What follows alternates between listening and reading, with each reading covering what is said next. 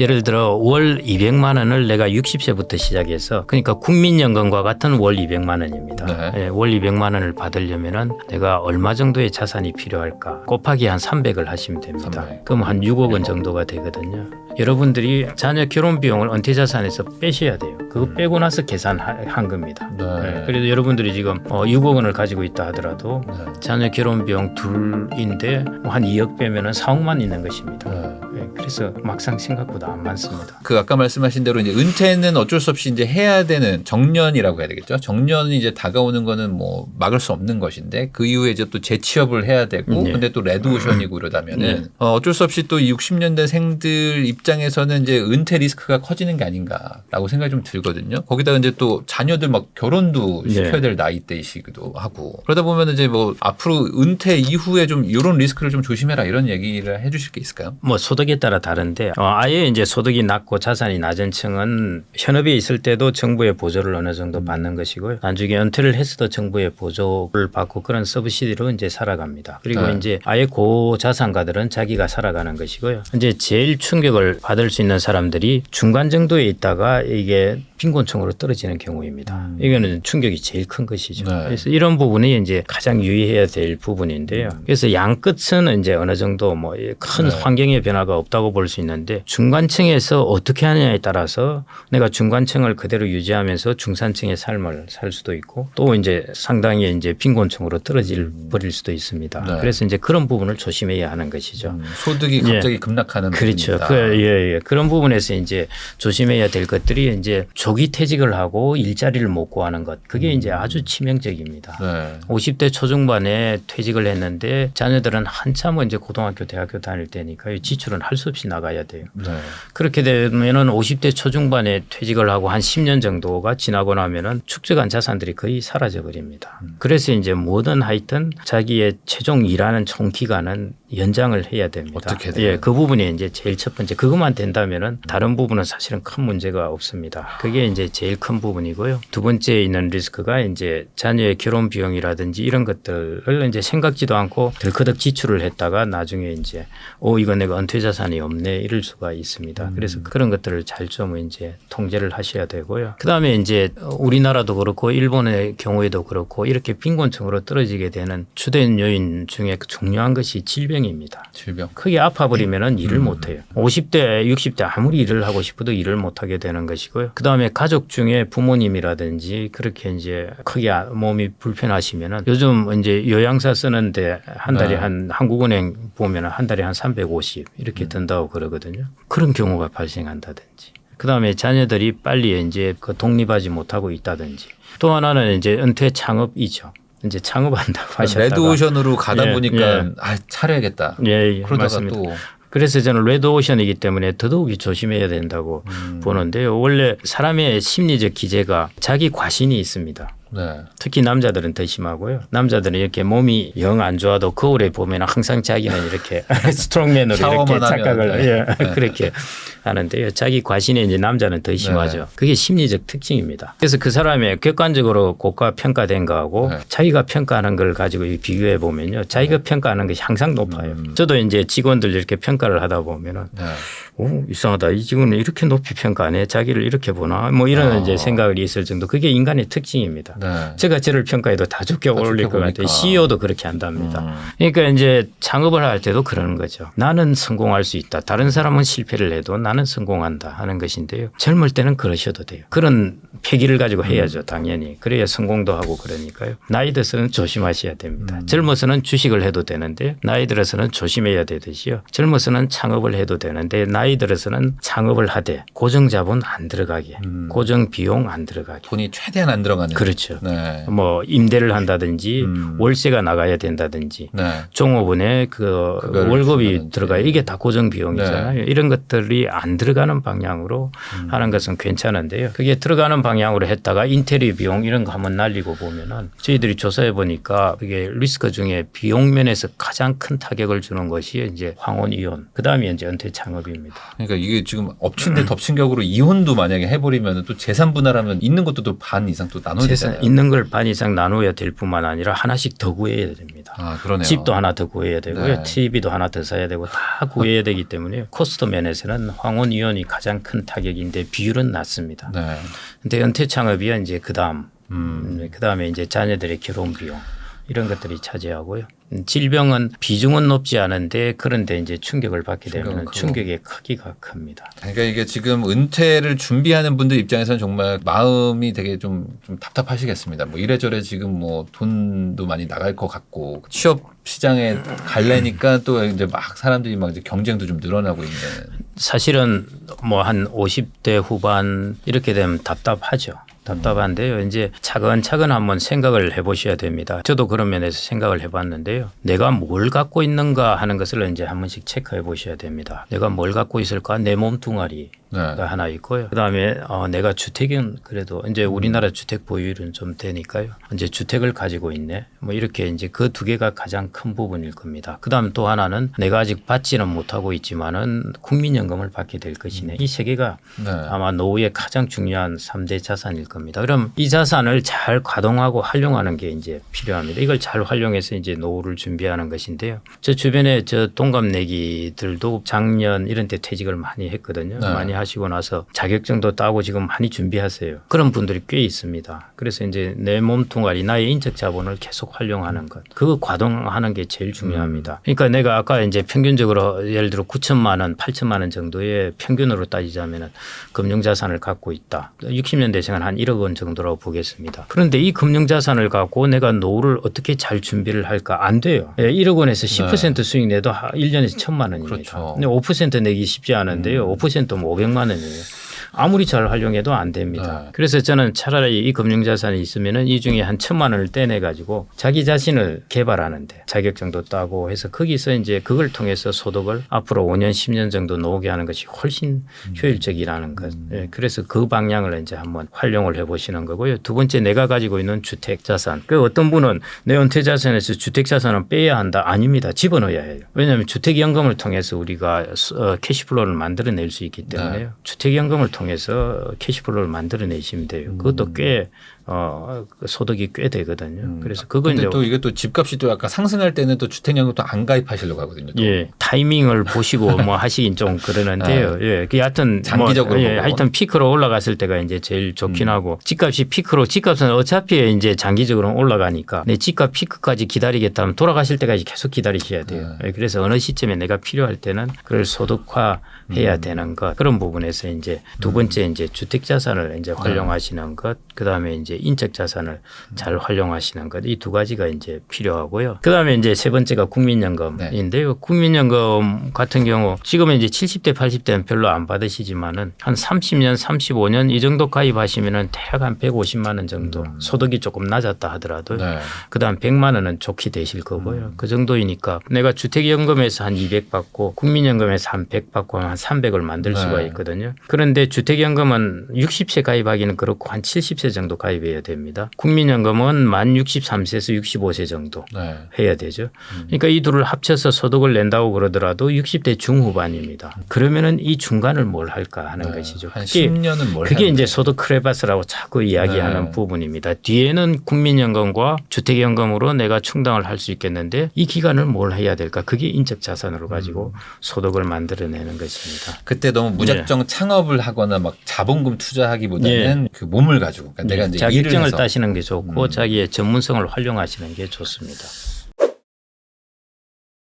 그러면 이번에 좀 약간 젊은 분들 얘기를 한번 해보겠습니다. 물론 뭐 1인 가구가 뭐 노인분들도 1인 가구이신 분들도 많지만 그래도 어쨌든 지금 아직 뭐 미혼이신 분들 이런 분들이 좀 더 많을 거라고 좀 생각하는데 지금 1인 가구가 거의 뭐 40% 가까이 되고 뭐 2인 가구 합치면 뭐 60, 70%에 막 육박하고 있는 상황에서 이런 그 혼자 사는 사람들의 노후 대비는 뭐 좀 다른 게 있어야 될까요? 물론 달라야죠. 두 명이 있을 때는 서로가 포트폴리오가 됩니다. 예를 들어 두 명 중에 한 명이 못 벌더라도 한 명이 벌 수 그렇죠. 있고요. 배우자 중에 한 명이 안 벌고 혼자서 번다 그러더라도 한 명이 아프게 되면은 나머지가 나가서 자기가 또 벌 수가 있습니다. 그래서 이런 포트폴리오가 되기 때문에 훨씬 그런 면에서 이제 안전한 거죠. 그런데 혼자 이제 생활을 할 경우는 그런 포트폴리오가 안 되지 않습니까? 네. 결국 자기의 소득 금액 중에 이제 상당 부분을 계속 저축을 해서 그런 부분의 보험을 자기가 이제 만들어 나와야 됩니다. 그리고 노후에 대한 대책 어차피 2명 살더라도 1인 가구가 아니라 기혼 가구라도 이제 자녀한테 대한 기대는 전혀 없으니까요. 네.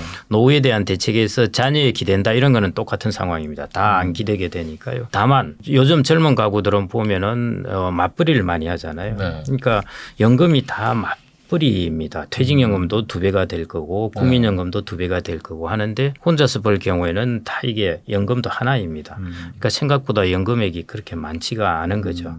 그래서 다른 부분에 이제 저축액을 내가 세액공제되는 것, ISA 이런 것들을 막 활용하셔가지고요. 네. 결국 내가 금융자산이나 다른 자산을 통해서 내가 보험을 만들어 놓아야 되는 것. 이게 이제 저는 제일 중요하지 않나 그렇게 그러니까 아무래도 봅니다. 이제 둘이 벌다고 해가지고 2명분만큼 다 쓰진 않으니까 좀 비용은 좀 같이 쉐어하는 네, 부분이 있는데 맞벌이니까 이제 소득은 높고 연금도 높아가지고 둘이 사는 게 그래도 혼자보다는 조금 더 노후 대비엔 좀 나을 수는 있지 않습니까? 아니, 물론입니다. 노인 가구에 해당되기도 하지만요. 아무래도 가구당 인원수가 많을수록 그 가구의 소득은 높습니다. 뭐 어떻게 됐든 예. 그런데 이제 자녀가 몇 명이 있느냐에 따라 다르긴 하는데요. 싱글 가구 같은 경우는 자녀에 대한 지출 비용이 없기 때문에요. 그런 면에서는 훨씬 낫습니다. 근데 이제 아무래도 요즘엔 좀 결혼을 좀 아까 좀 늦게 하거나 뭐 안 하는 분들도 많고 그러다 보니까 뭐 요즘에는 1인 가구가 앞으로 뭐 더 늘어날 거다 이런 얘기도 좀 들리고 네. 그러다 보면 뭐 자연스럽게 아예 뭐 아이는 뭐 아예 안 낳고 뭐 이런 말 그대로 1인 가구가 이제 노인까지 쭉 가는 경우들도 많을 것 같은데 그럼 훨씬 더 빨리 준비를 해야 되겠네요. 예. 그렇고 이제 1인 가구는 지금 젊은 사람들의 1인 가구 증가는 이제 피크에 달하는 것 같고요. 앞으로 1인 가구 계속 증가합니다. 네. 그런데 아마 세월이 흐르면은 1인 가구의 지배적인 가구는 고령자 여성 혼자 사는 가구가 될 가능성이 크고요. 그렇게 이제 자꾸자꾸 1인 가구도 변해갑니다. 지금까지는 1인 가구 증가가 이제 젊은 사람들이 다 주도를 해왔습니다. 분가도 하고 이런 식으로 했어요. 여전히 그런 부분이 이루어지기는 할 텐데 젊은 사람들의 인구가 워낙 이제 적어지기 때문에 오히려 60년대생 이런 사람들이 이제 나중에 뭐 먼저 죽고 뭐 이러면서 이제 혼자 사는 이 여성 1인 가구가 고령자 여성 1인 가구가 앞으로 주된 그 흐름이 되지 않을까 그렇게 보고 있고요. 네. 무조건 여하튼 이제 1인 가구는 가장 큰 특징은 뭐 아시다시피 서로 간에 이렇게 보험을 해줄 때가 해지할 때가 없다는 거, 포트폴리오가 없다는 거. 네. 그래서 자산을 풍부하게 하셔가지고요. 이 부분은 뭐 잘 아시겠죠. 그런데 소득이 어느 정도 지출이 적다 보면은 이 부분을 이제 자칫 좀 사람들은 인지적으로 먼 미래를 대비하기가 힘듭니다. 네. 그래서 가까운 미래만 보고 이제 대비를 하게 되는데요. 조금 먼 미래를 생각하시면서 자기의 소득의 일정 부분을 세액 공제되는 연금들 이런 것들은 좀 많이 풀로 좀 들어놓으시면 좋을 것 같습니다. 1인 가구는 좀 유독 더 그런 것들을 잘 챙겨내야 당연히 된다. 그렇게 해야 됩니다. 그리고 또 제가 그 칼럼 쓰신 걸 좀 네. 봤는데 이게 결국에 이제 1인 가구라는 거는 이제 어쩔 수 없이 우리나라의 문화상 또 이제 저출산으로 또 이게 네. 연결될 수밖에 없을 것 같은데 그 저출산에 대해서 또 사람들이 좀 오해하고 있는 부분이 있다 뭐 이런 얘기도 하신 것 같아요. 이걸 쓸까 말까 고민을 많이 했었는데요. 제가 이제 단순 무식해서 썼습니다. 머리가 사람들이 다 이 눈치 빠른 사람은 이런 거 안 써요. 왜냐하면은 저출산에 관한 이야기를 하면 뭐 다 욕 들어먹게 돼 요즘에 있으니까. 뭐 답이 없다 다들. 예, 그러니까 이제 네. 말하면은 그게 다 틀리게 되니까 이제 그러는데 제가 이걸 쓴 이유는 다른 게 아니라 그 이제 제가 아는 교수가 이제 석사 박사의 여성 석사 박사의 인원 숫자를 계산해 보면은 지금까지 교수 생활을 하면서 96명을 이제 배출했는데요. 석박사를. 예, 그 중에 지금까지 이제 5명 결혼했다고 그럽니다. 네. 예, 그래서 처음에는 냉장고를 준다. 결혼하면은. 그래도 뭐 효과가 없고 효과 있겠습니까? 네. 그다음에 좀 더 비싼 TV로 바꿨는데요. 네. 뭐 전혀 그 효과가 없고 그래서 제가 그러면은 둘 다 줘봐라 했더만은 네. 안 된다고 그러더라고요. 그러면 내가 예산제 약상 안 된다고 네. 그러던데요. 이게 이제 많은 걸 시사해 줍니다. 예를 들어 이제 그런 그룹에 있는 사람들이 웬만한 걸로 결혼이라는 것과 자녀로 이어지겠냐는 것이죠. 네. 예, 그건 아예 다른 이제 특징을 가진 그룹입니다. 그래서 이제 출산에 대해서 이런저런 이제 좀 생각을 해볼 수가 있는데 우리나라 사회가 그만큼 변했다는 것이죠. 결론적으로 이렇습니다. 미국 같은 경우에 이제 게리 베크라는 사람이 있습니다. 1950년대에 인적 자본이라는 것을 연구하면서 사람을 경제적으로 연구를 한 것이에요. 예를 들어 어떤 사람이 있으면은 그 사람이 결혼하는 것은 마치 기업의 합병처럼 생각을 하는 것이고요. 그다음에 결혼도 경제적 동기로 이제 분석을 하는 사람입니다. 그래서 이 사람이 그때 이미 결혼에 대해서 매칭 이론을 해놓은 것이 여전히 지금 유효한데요. 어떻게 하냐면은 여성을 1위부터 이제 등급을 요즘 결혼 네, 결정사처럼 회사처럼 1부터 10까지 쫙 등급을 매깁니다. 그다음에 여성을 이렇게 딱 매겨 놓으면요. 남성의 1순위는 여성의 1순위하고 매칭이 되는 게 아니라 여성의 2순위하고 매칭이 됩니다. 여성의 1순위는 매칭할 곳이 없는 것이죠. 네. 그다음에 남성의 가장 밑에 5순위나 그다음에 10순위는 역시 연결할 데가 없는 것입니다. 그래서 결국 그때 베크가 이야기한 것은 남성의 저소득자와 여성의 고소득자가 매칭이 안 돼서 이게 이제 비혼으로 남아있을 가능성이 크다고 그랬는데요. 네. 실제 우리나라에서도 제가 서베이를 조사해 보니까 그렇습니다. 네. 뭐 우리가 골드미스라고 이야기하기도 하고 하는데요. 여성의 고소득자 아쉬울 게 없죠.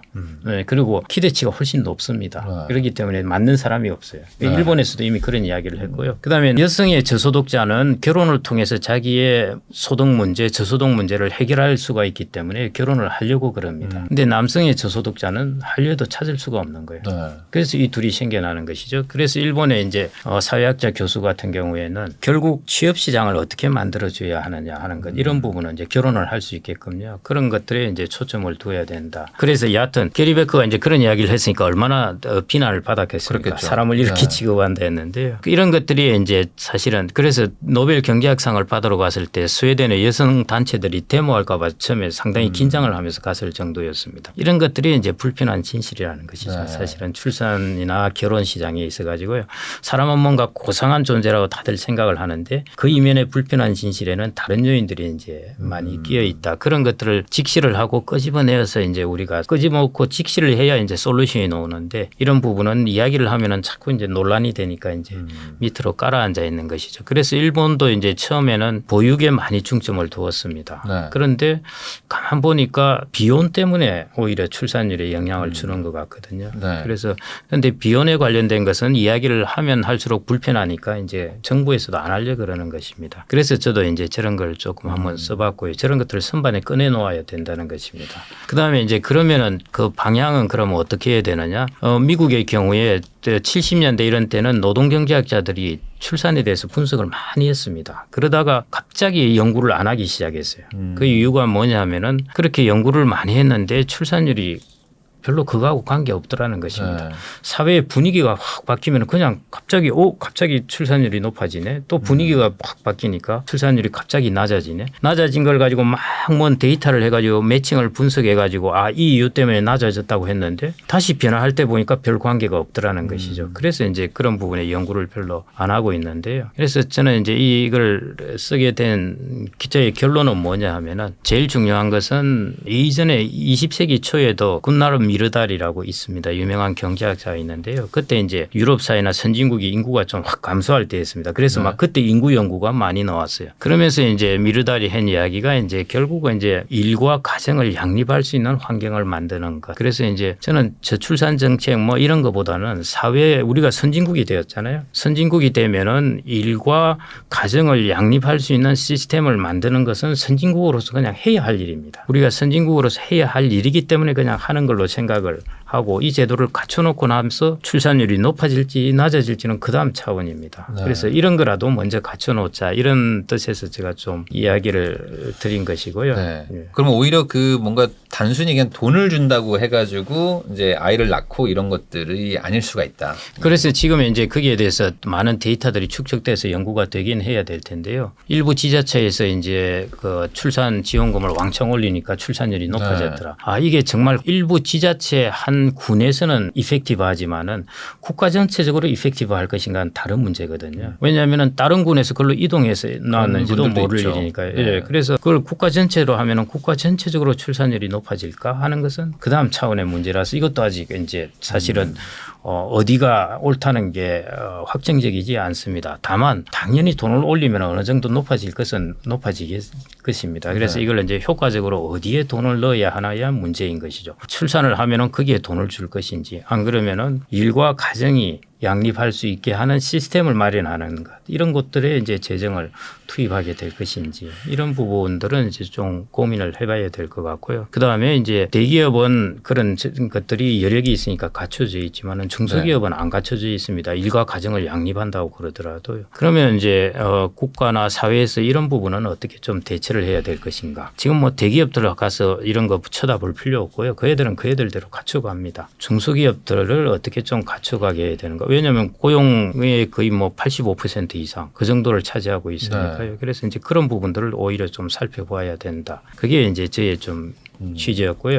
저출산은 항상 결혼의 문제, 자녀를 낳는 문제는요. 이게 항상 불편한 진실이 있습니다. 그렇죠. 이게 결혼이라는 거가 단순히 뭐 돈 때문에만 하고 안 하고는 물론이죠. 아니기도 예, 맞습니다. 하고 또 예. 반대로 뭐 결혼하고 나면 또 돈 문제가 항상 뒤따라오기도 하긴 예. 하니까 예.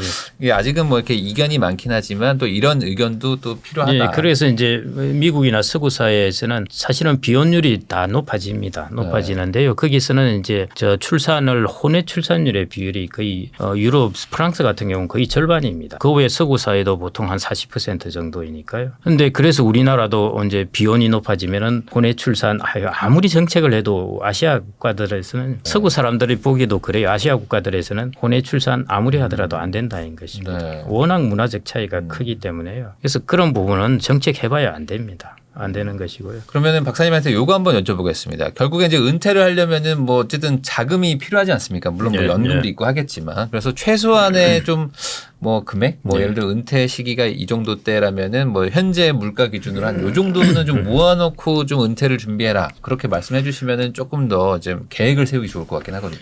아까 50대, 60대 이제 네. 그러니까 60년대생 보면은 대충 주택 자산을 제외하면은 한 1억 정도 통장에 갖고 있습니다. 이제 이 정도 갖고 있는데 그 다음에 이제 국민연금을 현재 가치화하면 한 3억 하면은 이제 4억 원 정도를 가지고 있는 셈이죠. 제가 여기서 금액을 확 높이기도 좀 어려울 것 같고요.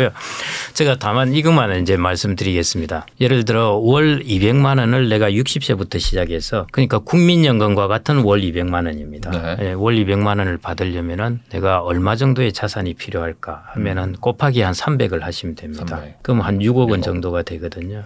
그럼 아까 국민연금 한 100에서 150, 주택연금 한 200, 뭐 이 정도 합치시면 이제 되긴 합니다. 근데 이게 정말 얼마 정도 가지고 있어야 되는지 한 3억 정도 3억보다는 많아야 되죠. 더 많아야 돼요. 예.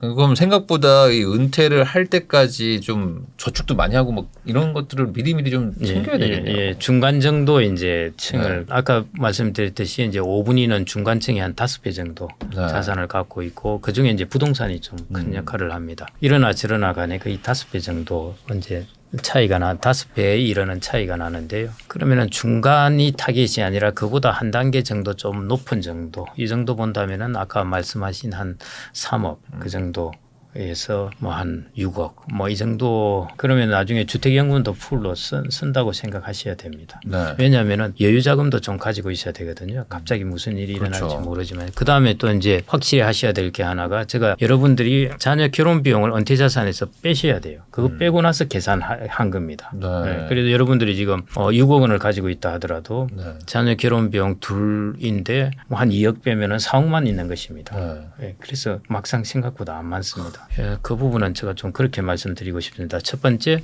여러분들이 필요 은퇴 자산에서는 지금 자녀 결혼 비용을 빼버려라. 네. 현재 내 은퇴 자산을 평가할 때는요, 빼고 평가를 하고요. 그 다음에 내가 얼마나 필요한가 할 때는 곱하기 300을 해가지고 내가 월 필요한 소득에 곱하기 300을 해서 판단을 하시기 바랍니다. 그래서 내가 앞으로 국민연금 150 받을 거고 주택연금 한 200 받으면 350. 네. 뭐 한 100만 원만 내가 추가로 있으면 되겠다 하면은 300 정도. 곱하면 3억 정도 이렇게 되는 것이죠. 그 다음에 크레바스 기간은 내가 좀 벌고 어떻게든 번다. 예. 그렇게 하면은 이제 좀 준비가 되시지 않을까 싶습니다.